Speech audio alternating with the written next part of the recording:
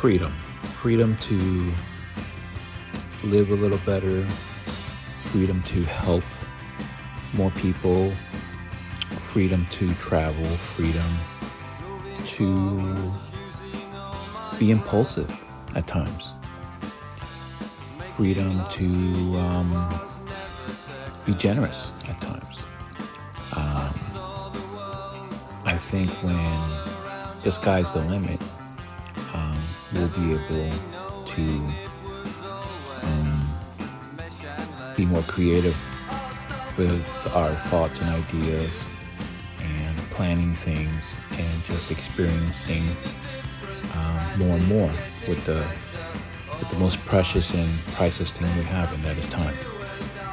So that's what I would do.